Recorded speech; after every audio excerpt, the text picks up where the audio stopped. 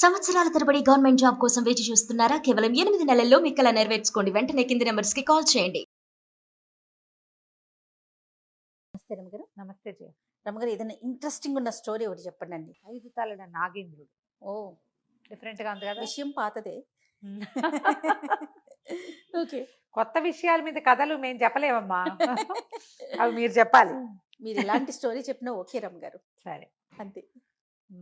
ఇదివరకట ఒక ఊళ్ళో కిషోర్ అనే ఒక కుర్రాడు ఉండేవాడు. ఒంటరివాడు. ఏదో కొంచెం పర్వాలా 10 రూపాయలు ఉన్నాయి వాడి దగ్గర. వాడికి దేశ విదేశాలు తిరిగేయాలని చాలా కోరిక. ఒంటరిగా ఆ ఊరు ఈ ఊరు ఈ ఊరు ఆ ఊరు ఎన్నెన్నెన్నెన్నెన్నో తిరిగాడు. ఎవరిదో పడవ వెళ్తుంటే వాళ్ళ పడవకి వెళ్ళిపోయేవాడు. ఎవరిదో బండి వెళ్తుంటే ఆ బండికి వెళ్ళిపోయేవాడు. అన్ని ఊళ్ళల్లో వింతలు విడ్డూరాలు దేశ విదేశాలు తిరిగాడు. కొంతకాలానికి సొంత ఊరు తిరిగి వచ్చాడు. ఓనాడు ఆ ఊరు చివర ఏదో మర్రి చెట్టు దగ్గర ఎవరో ఒక ముసలాయన కూర్చుంటే వీడు ఉబుసిపోక ఇతను కిషోరు నడుచుకుంటూ పోయి ఆ తాత దగ్గర కూర్చున్నాడు. ఎవరో ఏమిట్రా నాయన అంటే, నేను దేశ విదేశాలు చూశాను తాత, అవి చూసా ఇది చూసా, ఆ ఊళ్ళో అది ఉంటుంది, ఈ దేశంలో ఇది ఉంటుంది, ఫలానా దేశంలో ముత్యాలు చెట్లకే కాస్తాయి, ఇటువంటి కబుర్లు ఏవో చెప్పాడు. చెప్పేసరికి ఆయన అన్నాడు, ఇది ఇక్కడ చూడటానికి ఏముందిరా నాయన, మన లోకంలో మనం ఎన్నైనా చూస్తాం. భూమికి పైన 7 లోకాలు, భూమికి కింద 7 లోకాలు ఉన్నాయి. అధోలోకాలు చూస్తే గొప్ప, మన లోకంలో మనం చూడడానికి ఏముంది, బండి ఎక్కినా వెళ్తావు, బస్సు ఎక్కినా వెళ్తావు, ఏ సముద్రంలోనో వెళ్తావు, నడిచి వెళ్ళినా ఏదో ఒక వింత విడ్డూరం కనపడుతుంది కదా, అంతేగా లోక సహజంగా అనేసరికి వీడికి అసనిఘాతంగా తగిలింది. అది ఏమిటి చూసిన దానికి ఏమి లేదా విలువ, చూడండి ఏదో ఒకటి ఉందని చెప్తున్నాడు ఈ తాత, చూద్దాం అనుకున్నాడు. అధోలోకాలకి ఎలా వెళ్ళాలి, భూమి కింద 7 లోకాలు ఉన్నాయి. అతల వితల తలాతల ససాతల పాతాళని ఉన్నాయి మొత్తానికి. అతలము అతల వితల సుతల తలాతల రసాతల పాతాళాల మధ్యలో ఒక పేరు ఎగరగొట్టినట్టున్నాను నేను. మొత్తానికి 7.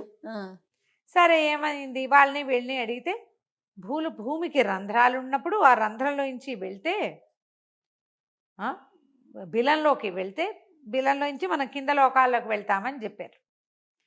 సరే ఏమైంది, ఈ అబ్బాయి ఏదో ఒక బిలంలో ప్రవేశిస్తుండేవాడు, అది కొంత మటుకు వెళ్ళి ఆగిపోయేది, మళ్ళీ బయటకు వచ్చేవాడు, ఇంకో బిలం చూసేవాడు.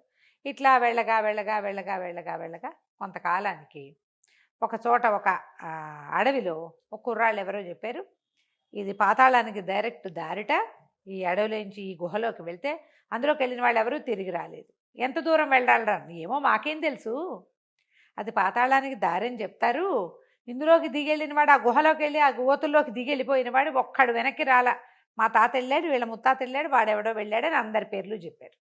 పోయి కనుక్కుంటే అందులోకి వెళ్ళిన వాళ్ళు ఎవ్వరూ తిరిగి రాలేదు. చరిత్ర ఉంది. అక్కడి నుంచి కుర్రాడు ఏం చేశాడు, మన ఇక్కడ వెనకాల అడిగేవాడెవడు, ఫ్యామిలీ లేదు, వెళ్దాం అదేదో చూడాలి, ఒక్కొక్కళ్ళకి ఆ ఎంతూసియాజం ఉంటుంది చూడు.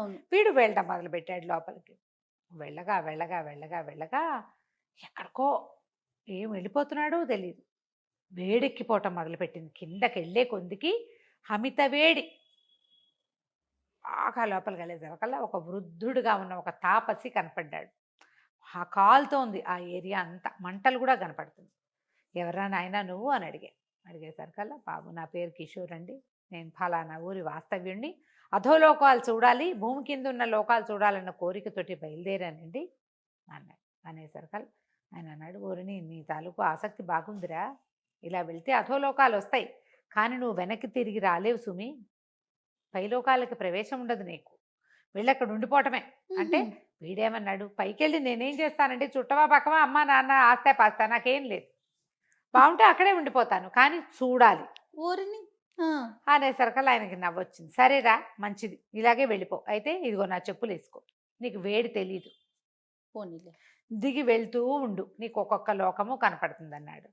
సరే ఒక్కో లోకంలోకి వెళ్ళటం మొదలుపెట్టాడు. కింద లోకానికి వెళ్ళాడు, కొంతమంది మనుషులు కనపడ్డారు, బాగుంది, అదంతా చూశాడు. మళ్ళీ ఈ పాత బిలం వైపుకి తిరిగి వచ్చి అందులోంచి మళ్ళా కిందకి నడవటం మొదలుపెట్టాడు. ఇక వెళ్ళగా వెళ్ళగా వెళ్ళగా వెళ్ళగా అన్నిటికంటే చిట్ట చివరి లోకానికి చేరాడు. అది పాతాళ లోకం. దాని నిండా పాములే, ఎంత అసహ్యంగా ఉందో. పై లోకాల్లో అక్కడక్కడ కొంతమంది మనుషులు లాంటి వాళ్ళు కనపడ్డారు.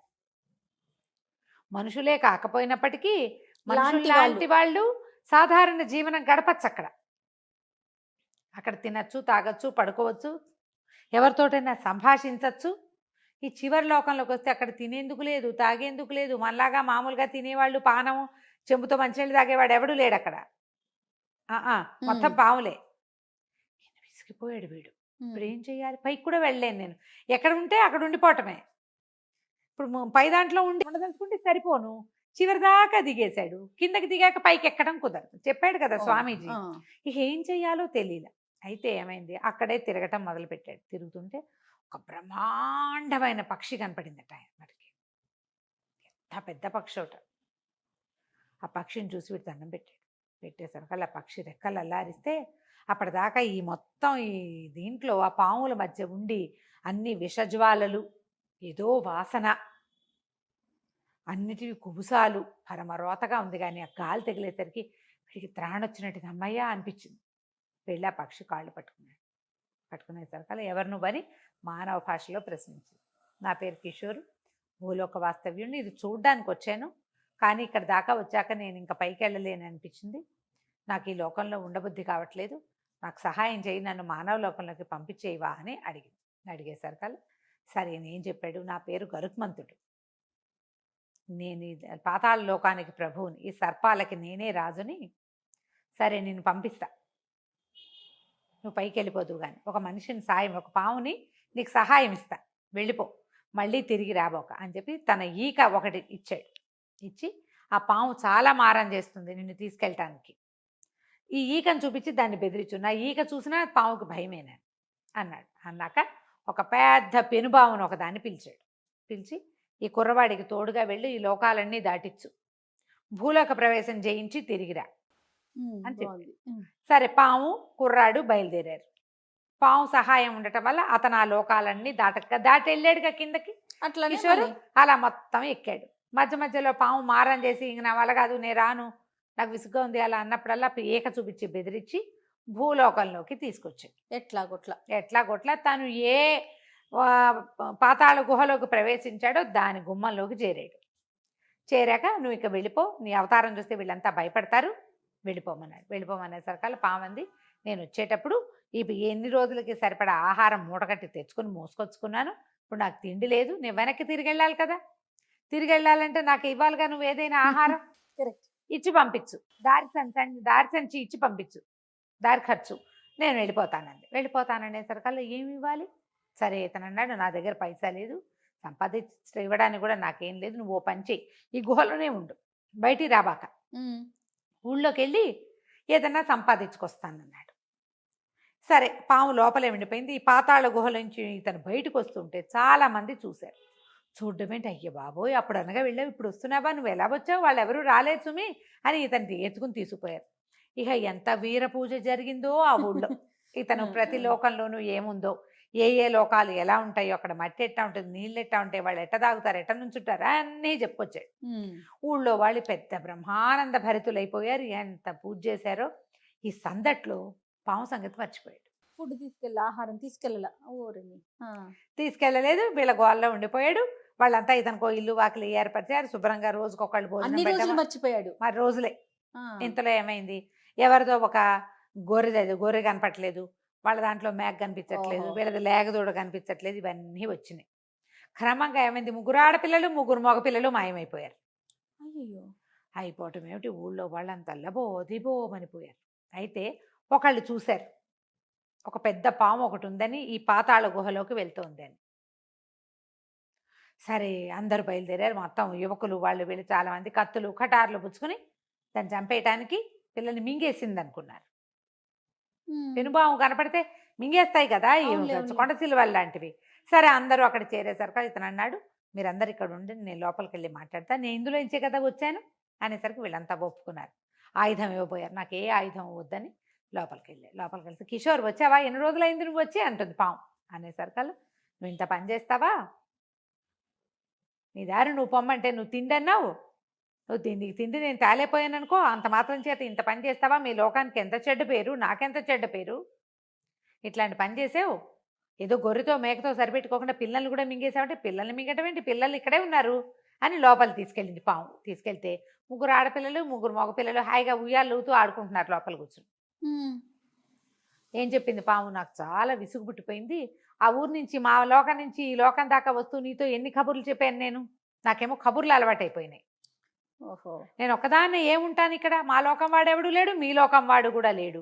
అవి ఇవి మింగేటప్పుడు పిల్లలు కబుర్లు చెప్పుకుంటుంటే నాకు నచ్చింది.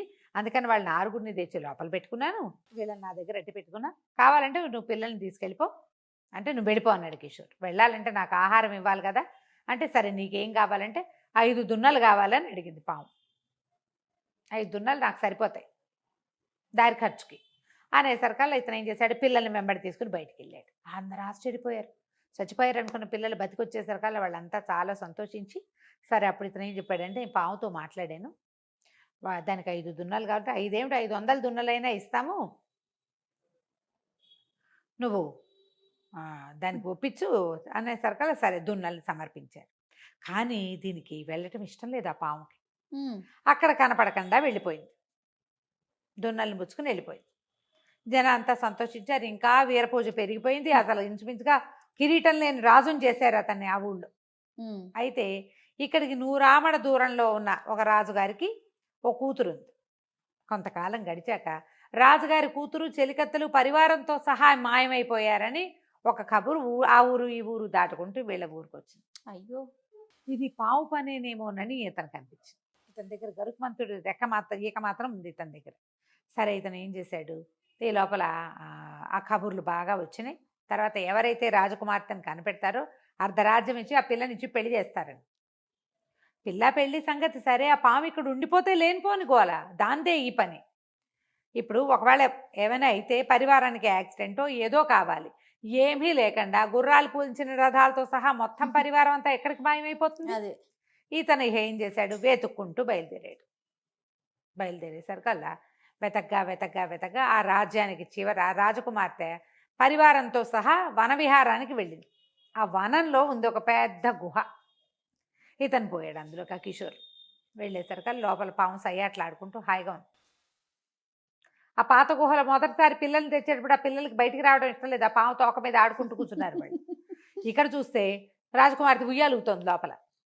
తను తెల్లబోయాడు, ఏమిటి ఇట్టా చేసావు అంటే, నేనేం చేయను కిషోర్, నాకేమో మనుషులు కావాలి, చాలా కబుర్లు కావాలి, నేను రాజకుమార్తెను ఏం చేయాలి, పిల్ల రవ్వలాంటి పిల్ల, చక్కగా పెళ్లి చేసుకో, ఆ అమ్మాయి నుంచి పెళ్లి చేస్తాన్నారు, అప్పుడప్పుడు వస్తుండు మీ ఆవిడతో సహా, నేను ఇక్కడే ఉంటాను, నేను వెళ్ళను అనేసరికల్లా ఇతను చాలా కేకలేసాడు, ఇట్లా చేయకూడదు, చాలా ఇబ్బంది, ఇట్లా చేయటానికి వీల్లేదు అనేసరికల్లా నేనేం చేయను, నాకు కబుర్లు కావాలి.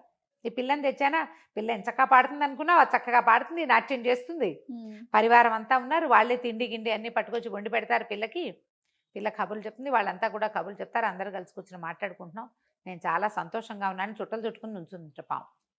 సరే ఇతను విసిగిపోయాడు, నువ్వు వెళ్తావా వెళ్ళవా అనేసరికల్లా అయితే సర్పం ఉంది, సరే నేను ఎవరిని తేకూడదు అంతే కదా, సరే నువ్వు ఒక పని చేయి, నీ దగ్గర గరుత్మంతుడు ఈక ఉంది కదా, ఆ ఈకతో నా పడగ పక్క నుంచి 2 వైపులా గీరు, 2 తలలు వస్తాయి, నాకు 2 తలలు మొలుస్తాయి, ఆ 2 తలల మీద గీరేవంటే చేరుకో పక్కన ఇంకో 2 తలలు వస్తాయి, 5 తలలు అవుతాయి. హాయిగా నేను ఒక తలతో కబుర్లు చెప్పుకుంటుంటాను, నాలో నేను 5 తలలతో నేను కబుర్లు చెప్పుకుంటాను, నువ్వు పాము తల గీరేసి నన్ను నా 5 తలలను చేసి ఈ రాజకుమార్తెను తీసుకుపోను అనేసరికల్లా ఇతను ఏం చేశాడు, ఆ గరుత్మంతుడు రెక్క తీసి ఈక తీసి ఈక పెట్టి గీసేసరికల్లా ఇట్లా వచ్చేసినాయి 5 తలలు ఆ పాముకి. వచ్చేసరికల్లా సరే వాళ్ళంతా సంతోషించారు. రాకుమార్తె ఆ బాయ్ వెళ్ళొస్తానని మామూలుగా చెప్పి వెళ్ళిపోయింది, మళ్ళీ వస్తాను అని కూడా చెప్పింది పాముతోటి. ఇతను దీనికి 5 తలలు తప్పించి తను అక్కడ వదిలిపెట్టి వెళ్ళాడు. ఆ తర్వాత ఎప్పుడు ఆ సర్పం ఎవరిని పట్టుకెళ్ళలేదు, ఎక్కడికి రాలేదు, ఏమి కబుర్లు చెప్పుకుంటూ ఉండేది. సరే రాజకుమార్తెని దింపేశాడు, వివాహం అది వద్దన్నాడు కానీ వాళ్ళు ఒప్పుకోలేదు, ఏదో పెద్ద బహుమతి చేసి పంపించారు. కిషోర్ వెళ్ళిపోయాడు. కానీ ఆ తర్వాత అతను వినేవాడు, 5 తలల నాగేంద్రుడు కనపడ్డాడని, అతనికి పూజ చేస్తున్నారని కొన్ని ఊళ్ళల్లో. ఆ 5 తలలు కాస్త 11 తలలుగా కనపడ్డాయని ఒకసారి, 1000 తలల నాగేంద్రుడు మాటలు అలాగే కదా పుడతాయి. అవును అవును. ఆ 5 తలల నాగుపాము ఇట్లా ఒక మనిషితోటే వచ్చిందని ఈ కథ. బాగుంది కదా, విచిత్రమైన కథ. చాలా బాగుంది రమ్మగారు, చాలా చాలా బాగుంది. కథ కంచికి మనం ఇంటికి. రైట్, నమస్తే. నమస్తే.